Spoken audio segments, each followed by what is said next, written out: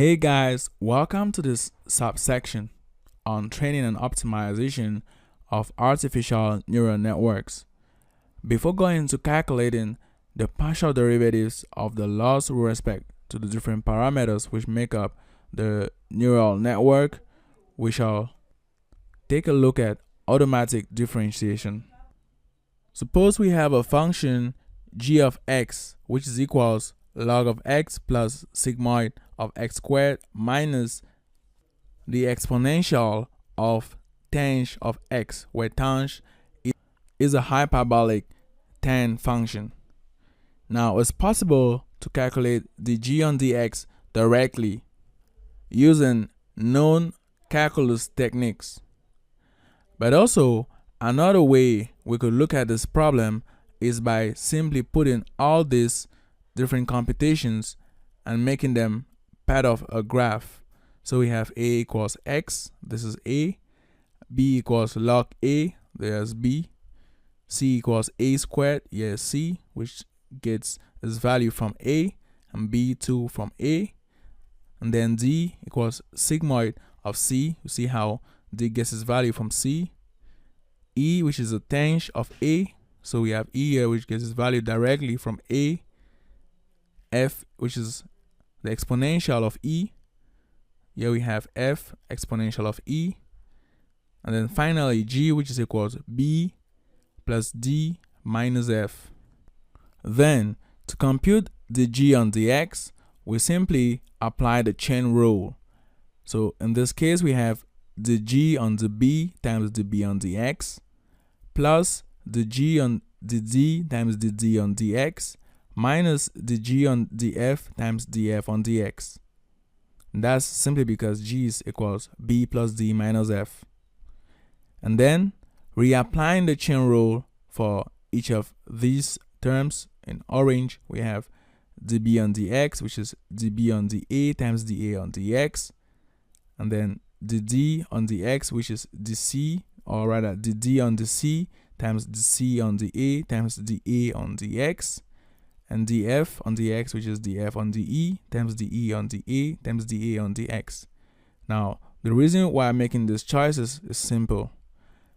To leave from g to a, obviously a is equals x. To leave from g to x, we pass through b this way, so we have b a, so we go g b a x, and then from g to x passing through d, we have g d c a x, and then from g to f passing through from g to a passing through f, we have g f e a x, hence this formula. Now what does this mean, or how useful is this kind of method in working with artificial neural networks?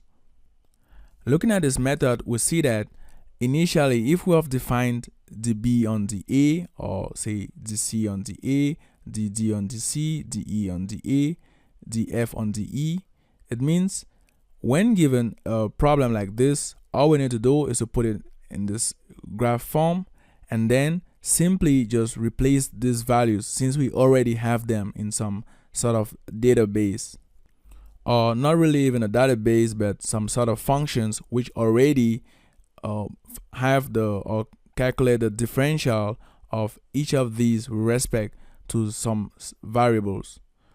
So if we were to calculate, say, the d on the x, and we are obliged to find the d on the c times the c on the a times the a on the x, we will just come into these functions and say, okay, when given d, how do we calculate the differential of d with respect to a variable, say c in this case? We find that given that our function should have already defined the derivative of d with respect to c, all we'll be doing here is just simply replace. So in the case where we have sigmoid, for example, we know that the derivative of this is simply d times 1 minus d. So instead of calculating analytically, we are just going to replace using this, or using a function which we've defined initially.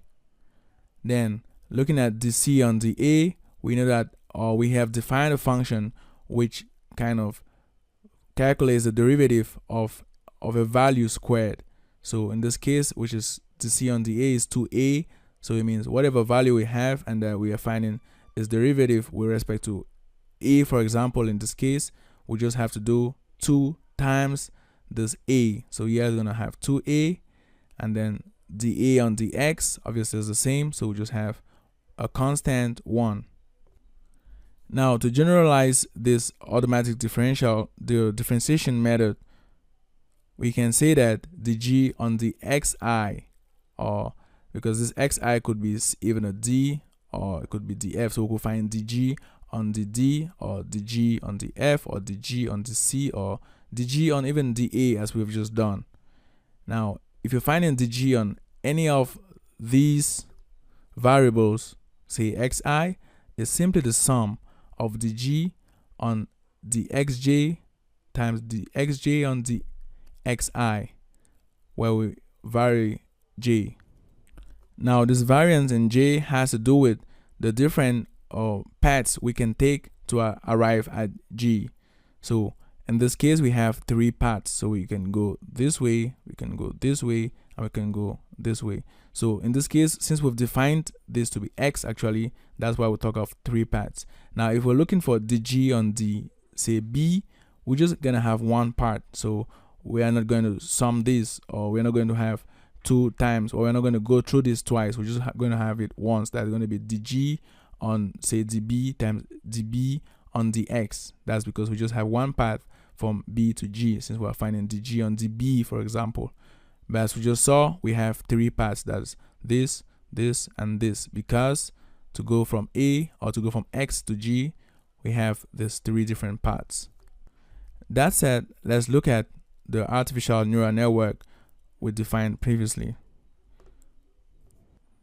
So here we have an artificial neural network with 1 input, or an input layer, output layer, and 3 hidden layers. This network has parameters theta, theta prime, theta double prime, and theta triple prime, with inputs x, x prime, x double prime, x triple prime, and the outputs y. Now, in order to update the parameters theta, theta prime, theta double prime, theta triple prime, we need to find the partial derivative of the loss with respect to each of these parameters. That's because we recall that for 1 gradient descent step, we have theta equals theta minus the learning rate times the partial derivative of the loss with respect to theta. So for each of these weights and biases, we have to find the partial derivative of the loss with respect to them. Obviously, the loss is gotten from comparing these outputs with the target output. So this is the predicted output from this model, and then we have the target outputs. The way we do this is by going through 2 major steps. That's forward propagation and backward propagation. So this way we go forward, that is, we have the input, we go through the network or through the model, and then we have some outputs. Using these outputs and comparing with the target outputs, we have a loss. And then to update these parameters with respect to this loss, we do a backward pass. So we have forward propagation and then backward propagation through the model. The aim of this backward propagation is to enable us compute the partial derivative of the loss with respect to each and every one of these parameters. Now, we could break down our neural network into several layers. So we could take this, for example, as 1 layer, and then this next one as another layer, this another layer, this another layer. So counting just like this layer, we have 1, 2, 3, 4 layers, for example. And our aim is to be able to define that given a known layer or a known layer type like this one where we have a linear layer. In fact, in this neural network, we just basically have linear layers stacked together. So given this kind of linear layer like this one or this one or this one or this one, we just want to find a general way of calculating the loss with respect to its parameters, such that when given fewer layers or fewer number of layers or even 100 layers stacked, we'll be able to automatically calculate the partial derivative of the loss with respect to each and every parameter, simply using the knowledge we got here from automatic differentiation. And that will be simple because finding the partial derivative of the loss with respect to, let's say, this parameter, we'll just have to go through all the paths that link this parameter to the loss and then apply our automatic differentiation formula. Now, specifically for neural networks, the way we apply this automatic differentiation is known as back propagation, as we said earlier.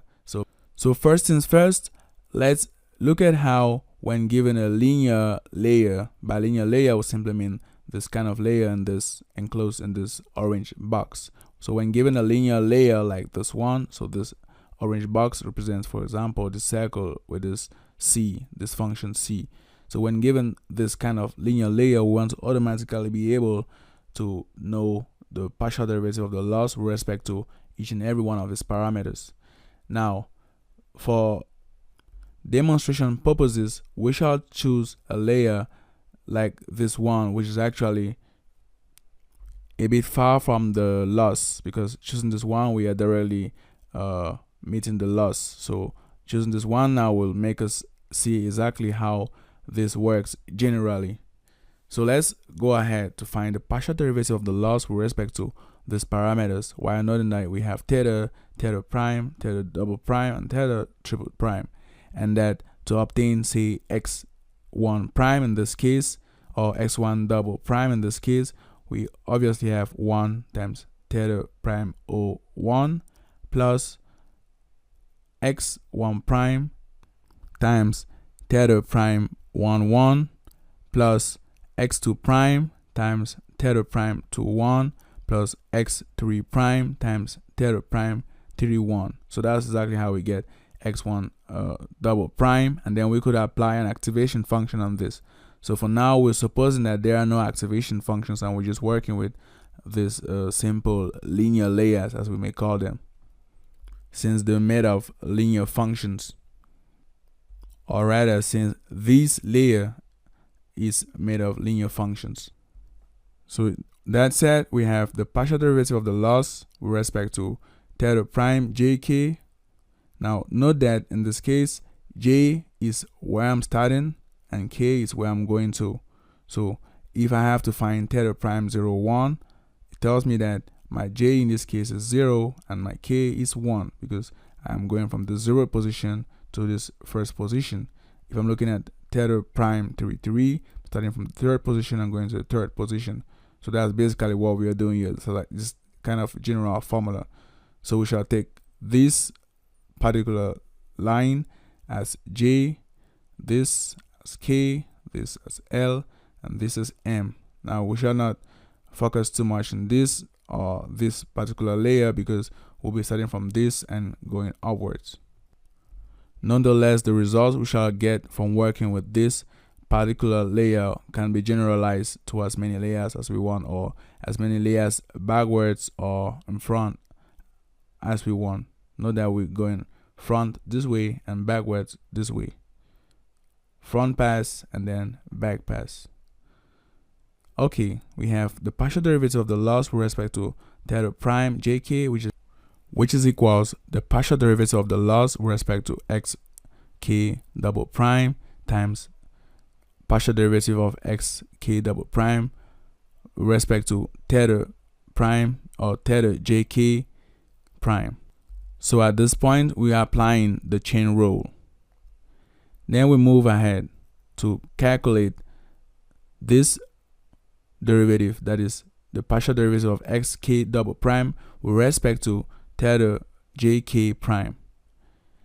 Note that this is xj, this is xk, xl, xm, or x prime j, x prime or L, x double prime k, x triple prime l, and we could say x m, but nonetheless this is already the output, so we just have y or ym.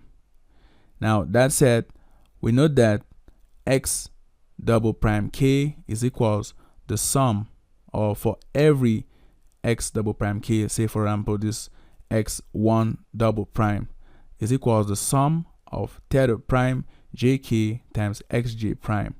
Now take a look at this. Suppose we are working with this 1, so our k in this case is 1. To get this x1 double prime, we simply have this value 1 times theta prime 0 1. That's why here you have x0, or j is going to start from 0. When j is 0, we have x0 prime, which is this, times theta prime 0 1, since k is 1. So here we go, plus when j is equals 1, theta prime 1 1, since k is 1, j is 1. So we have this weight theta prime 1 1 times x1 prime, and that's it. And then we move plus when j equals 2, we have theta prime 2 1, which is this, it's not very clear here, times x2 prime. That's because j is 2. And then finally we have when j equals 3, x3 prime times theta prime 3 1, and that's it. So that's exactly how we've compute this, and it's not very new to you because we've discussed this earlier. Once we have this definition of x double prime k, we could obviously find the partial derivative of x double prime k with respect to theta prime jk. And clearly from here, we could obtain xj prime. And that's because in this equation, since we're deriving this with respect to theta prime jk, xj prime is seen as the constant. So when we derive this is the variable and this is our constant, and when obviously finding, for example, say this is like a constant times a variable x, and the derivative of ax, or a constant times x, is that constant. So that's why we have the value xj prime in this case. Once we have this result, we simply replace in this initial formula. So now we have a simplified formula. The partial derivative of the loss with respect to theta prime jk is the partial derivative of the loss with respect to xk double prime, which was given as this, times xj prime. So don't forget, we are working with this layer. This is our j, this is our k, this is our l, and this is our m. Now again, to move from x double prime k to l, we could pass through x triple prime l. Not forgetting that this is k and this is l. So that said, we have this partial derivative of l with respect to xk double prime, which is the sum. So we're kind of applying what we saw on the automatic differentiation. So here we have the sum of this partial derivative of the loss with respect to the xl triple prime times the partial derivative of xl triple prime divided by the partial derivative of xl triple prime with respect to xk double prime.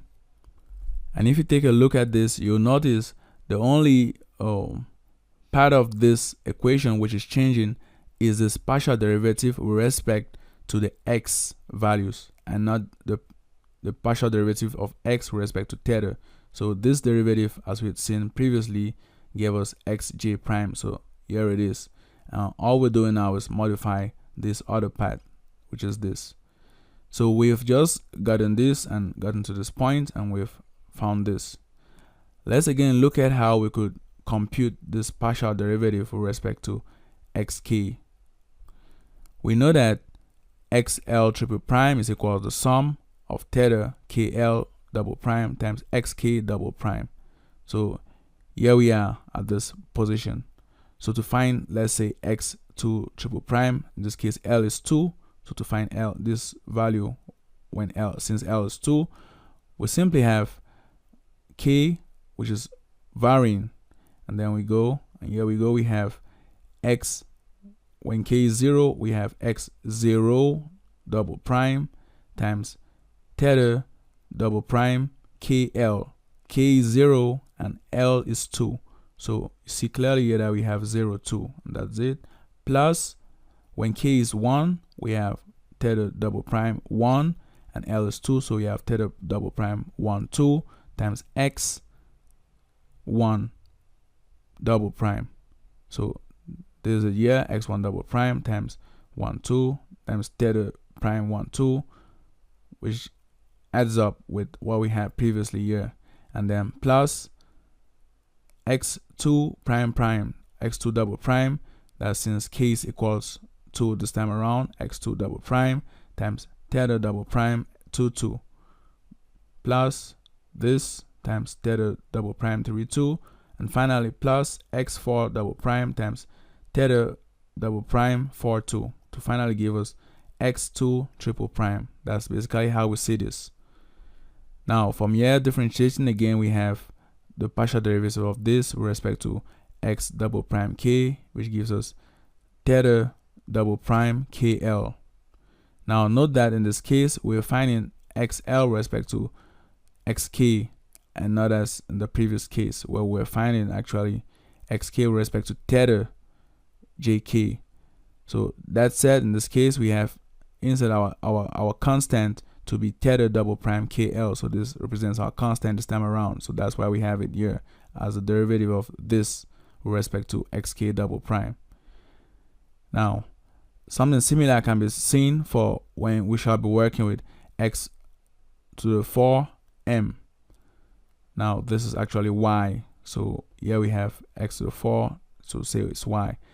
And from here, we could also say that the partial derivative of xm with respect to xl, that's triple prime, is equals theta lm triple prime.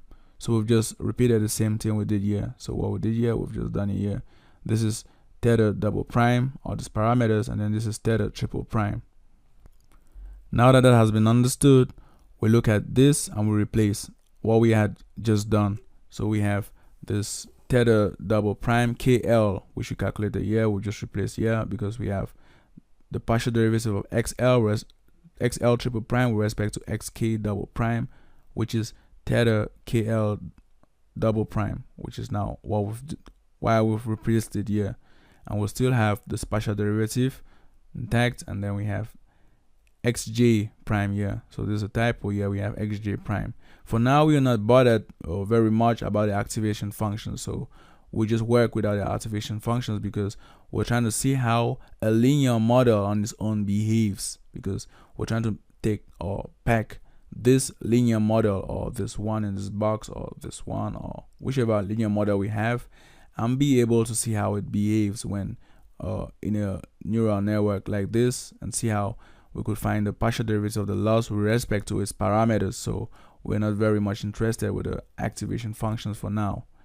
Now that said, from this again, we could find that the partial derivative of the loss with respect to x triple prime L, since to go from this right to L, or to go from XL triple prime, because we're at this point, to L, we could obviously pass through XM, or we could pass through Y. So because the loss, this isn't the loss. The loss is actually a function of this output and the target Y. So that's why again at this point we have this partial derivative, which is broken up again using the chain rule. We have this is equals the sum again of with m varying of this partial derivative of L with respect to xm4, partial derivative of xm4 with respect to xl triple. And so this is this, here we go, times x times theta KL double prime, and all of this times xj prime. Again, as we had worked it out this way, we have seen that this partial derivative is theta lm double triple prime. So simply replace here.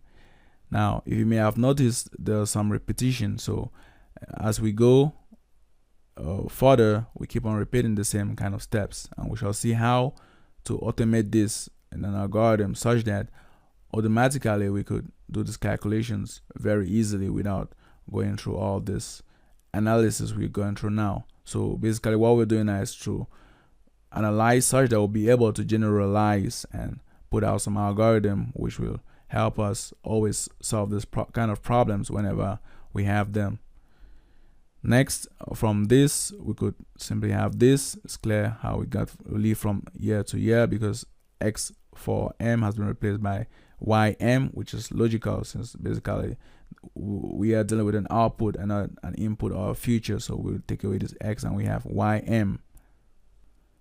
And then finally, we have the partial derivative of the loss with respect to ym, which can be given as ym minus ym prime, where ym is the predicted value and ym prime the target value. We shall understand why we use this, or why we're able to leave from this to ym minus ym prime. We just saw how the partial derivative of the loss with respect to the output gave us the output minus the output target, that is y predicted minus y target. Let's understand why that is true. Looking at the MSE loss, if we have to differentiate this with respect to this yi predicted, or just say y predicted, let's note that we aren't working with all a data set, so we're just considering a data set of just one value, so we will not have this sum and even this m, so we just have this y pred minus y target all squared. Now differentiating this loss with respect to this will give us 2 times this y pred minus y target, and practically the only difference we have now is that we have a 2. So instead of just having y pred minus y target, when we differentiate here we have a 2. Now looking at the categorical cross entropy loss, simply because the BCE is a case of the CCE, that's when the number of classes equals 2. So looking at the categorical cross entropy loss, where we have this loss function defined to us, and we could take it as loss equals this. Again, here we aren't considering the sum since we're working with just one element or one data point in our data set.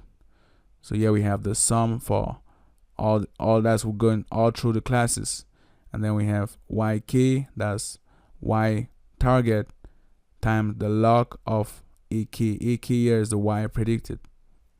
Now the derivative of the loss with respect to the output yi is given as this. We're simply replacing this L in here.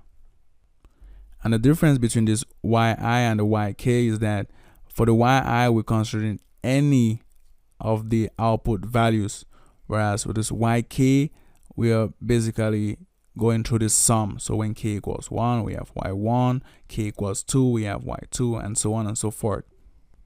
And it should also be noted that this yi is the output of whatever model or neural network before the final activation. So if we are having a CCE loss, that is because we have a multi-class problem. So before the softmax we have this yi, and after the softmax we have now ai. If we were a two-class problem, binary classification problem, we're gonna be having the yi still, which comes before the activation, and the activation in this case will be a sigmoid function. So let's go ahead in calculating this loss, or this derivative of the loss with respect to the output before the final activation. So there we go, we have the sum, we have yk, we've just simply put this value in here, the derivative of the log of ak, which is this with respect to ak, times the derivative of ak with respect to yi. What we've done here again is we've applied the chain rule. So basically if you look at this carefully, you see that this with respect to this, so here this is the same as this with respect to yi. And then when we derive the log of ak with respect to ak, we have 1 divided by ak. Recall that if you have a function log x, the derivative of log x with respect to x is 1 divided by x. So that's why we have this. And then we could break this up into two parts. So we could say, since we're working with respect to yi, we could say we have a part which has which works when k equals I, and the other when k is different from I. So this is the order when k is different from I, and this is the one when k equals I. K is actually equals I only once, so that's why we only have one term. And then for the rest of the terms, we just add them up. Now that for this term we have k equals I, and we're basically using the same formula. So here we replace k by I, we have yi, aka aka again, and then yi here. So that's why we have this. And then the next we just replace, but making sure to say that k is different from I. And then from here we have the derivative of the ai with respect to yi is given as ai times 1 minus ai.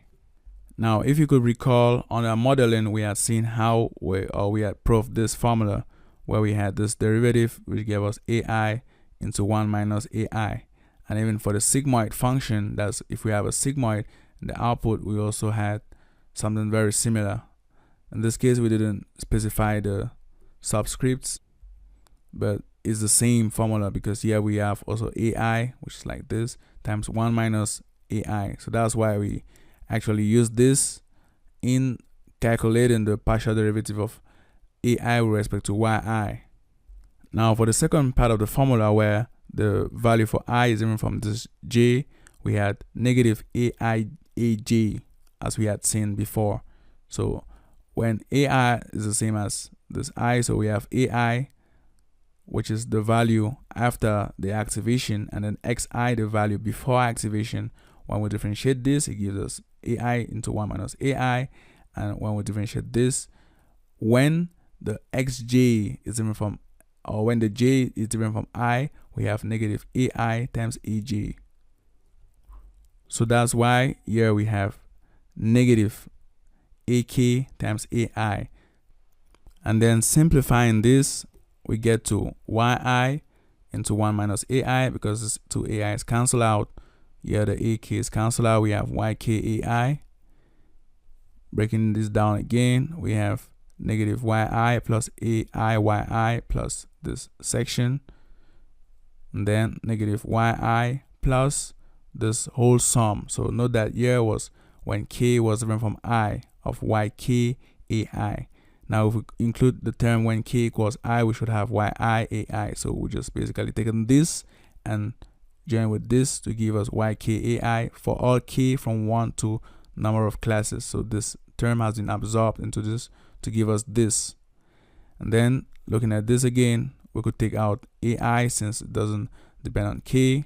So we have negative yi plus ai times the sum. And then if we add up this, so we know that, or we recall that the sum of all the outputs when working with softmax should be equals 1. So the sum is equals 1. And so we have negative yi plus ai times 1, obviously. So we have negative yi plus ai, which is the same as ai minus yi. So that is simply why when we had this partial derivative of L with respect to ym, we simply had ym minus ym prime, where ym is our predicted value and ym prime our target. So it's just like our ay minus yi. Let's now take this as a block D. So we'll replace ym minus ym prime as D. Let's call it D4. Basically, D4 signifies the partial derivative of the loss with respect to these features, or this output in this case. So we have this D. And then next, we cover up with this. So let's look at this carefully. We had this D. Next, we covered up with this. This now is a partial derivative of the loss with respect to x3. So this D. So here we have D3, which is the partial derivative of the loss with respect to x3. So we are looking for the partial derivative of the loss with respect to these features. given by x3. And then we cover up again. We have this is given as d2, which is the partial derivative of the loss with respect to x2. And this is x2 right here. So we have seen how we could move from the partial derivative of the loss with respect to this, and then this, and then this. So to generalize this in the form of an algorithm, we could have that d equals d times theta transpose, because basically, right from here we had, say, this is d4, so we have this d4, which is our initial d, which is y minus ym prime, and then next we have this d3, which is d4 times theta lm, or we could just say ym minus ym prime, which is d4 times theta lm3.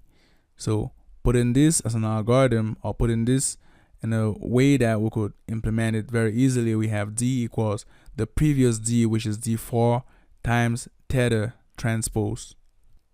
Now, to understand why we have d equals d times theta transpose a bit more clearer, is you could look at this partial derivative. That is, if you have this d3, which we have seen to be this partial derivative with respect to x3l.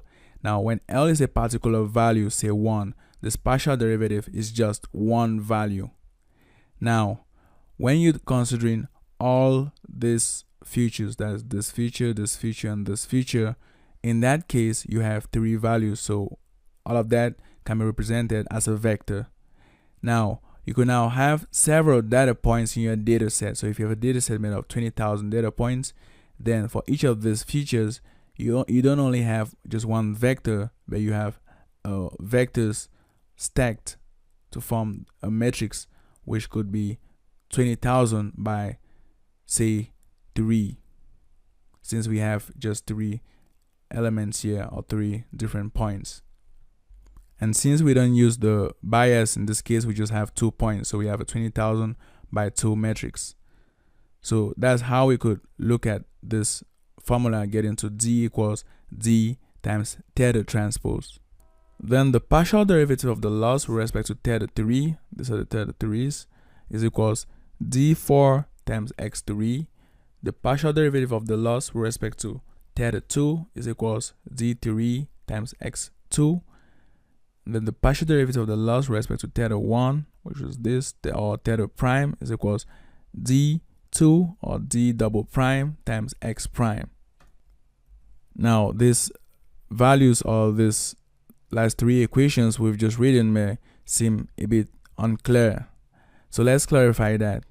We had seen initially while doing this computations that the partial derivative of L with respect to theta prime jk was this value, which was the partial derivative of L with respect to xk double prime times xj prime.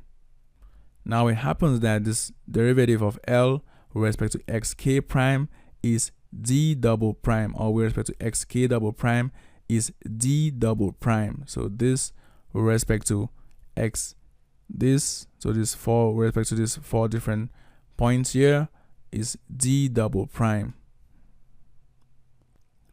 And that's why simply at the level of partial derivative of L with respect to theta prime, we have d double prime times x prime. That's because here we're working with xj. Recall that this j is a starting point, like here, starting point, and k is a finishing point. So in this case, our starting point was with these primes. So we had the primes, and then we ended with the double primes. So that's why we have x prime, and then we have d double prime right here, because we are having this partial derivative with respect to k, and here multiplying times xj. So we have this j and this k, this j and this k. So what's important to note here now is to find the partial derivative of the loss with respect to a given set of parameters in a particular layer, like say this theta prime. What you need to do is to start by finding these losses, or these d's, these values for d's, of this partial derivatives of the loss with respect to these features. So you start from the output, we get the D.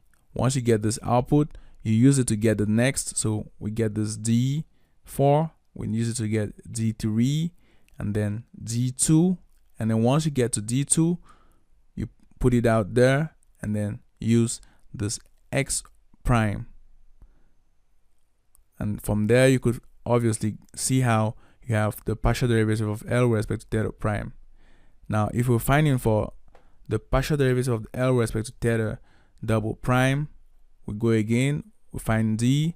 From here, we get this D. Once we get here, because our aim is to find D, which is just ahead of our values for theta. So this is our D4, D3. So once we get this D3, we take these value before, that's the entering values in this layer, and then we take this times this entering values. That's why here we have Z3 times X2, the finishing values or the finishing Z's times the entering features. So you could take it like that. And then finally, for this partial derivative of the loss with respect to theta 3, that's with respect to this, obviously we have the finishing Z's times the entering features, which in this case is X3 or X triple prime. Now we're writing this partial derivative with respect to any theta, so minus or whether it's theta prime, just this theta double prime, theta triple prime. We just have this general formula that is X transpose, which is gotten from this X prime, times D, which is gotten from this D double prime, or from whatever D we are working with. So in general, we just have to take the entering features transpose times D, and this formula takes into consideration the fact that our data set may have more than one data point. So if we have a data set of say 10,000 data points, we just apply this formula and it works just fine. And obviously we've seen how this formula has been gotten from this D double prime X prime. From here we begin to see how this back propagation works and why we even have to use the term propagation. So we see how we are propagating a loss. So we had from this D4, this loss from here, we propagated it to D3 using this formula, and then we propagated it to D2, and then we used it right here. So we'll see how we propagate this loss, and again we're gonna use this to propagate it to this loss to this, and we're gonna use it to find the partial derivative of L with respect to just this theta, which can be gotten simply by taking this input transpose times the loss with respect to this, or the partial derivative of the losses with respect to these features. In relation to the softmax classification, we had seen already that this partial derivative of the loss, that's when we're working only with, say, these are our inputs and these are outputs. So we just have this one layer kind of neural network, which is our softmax classification network or classification model. We had this formula which we have seen before, and then from here we had this, and we applied in one gradient descent step. We're using X transpose times X theta minus Y. So from here you could see clearly how this X theta minus Y is very similar or the same as this YM minus Y prime. Here the only difference is that this X theta is simply this predicted value YM, and then this Y is the target value YM prime. So there's not much difference from what we had seen before and what we're seeing now with this neural network, which is made of these linear layers which have been stacked together. As of now, we've supposed that we're not having any activation functions in these layers. So we had these layers without activation functions, or we suppose that there were no activation functions apart from this output layer where we actually had this from working with the activation functions. So we're supposing that no activation function here, nothing here, and nothing here. So given that there are activation functions actually at these different points, let's see how to change or modify our formula for calculating this partial derivative of the loss with respect to the different thetas. So right here, we have the partial derivative of the loss with respect to x. X is considered to be the values of these features without activation, is the partial derivative of the loss with respect to the activation function itself times the partial derivative of the activation function with respect to x. So we have in an x, so from here we have x that comes in, as you could see, and then from there we have an activation function. So we could look at it, for example, as in this case, suppose we have this g, and if we take off the c, d, e, and f, we just have a, b, g. So we have an input x which passes through this activation function, and then we have an output. So we apply our chain rule because we just have one path from L to X. So that path goes through the activation function. So with this, we have dl on dA times the partial derivative of A with respect to X. So this formula, which was initially given as D equals D times theta transpose, now becomes D equals D times theta transpose times the partial derivative of the activation function with respect to X. And that's because, as before, we had been defining this partial derivative of the loss with respect to X as D, but now there's been this modification. We have this term that comes in, this partial derivative of the activation function with respect to X. Since we don't get, or we don't move from, say, this layer to another layer without going through the activation functions, that's why this value for D has changed, and it's become the initial value times this partial derivative of the activation function with respect to the X, which are the features. So to summarize this section, we have seen how when given a model and inputs and some outputs, we pass in the values to the input, we allow it to go through the network right up to the output. From this output, we have y minus ym. The ym obviously is gotten from the predicted value from our model, and then we have ym prime, which is the target, the output values we expect to have. We subtract this, we back propagate and find this partial derivative of the loss with respect to the different thetas, that's the different parameters, and then we update the parameters using gradient descent. Now, the backpropagation algorithm was developed by Rumehout et al. So you could look up the Rumehout et al. Research paper.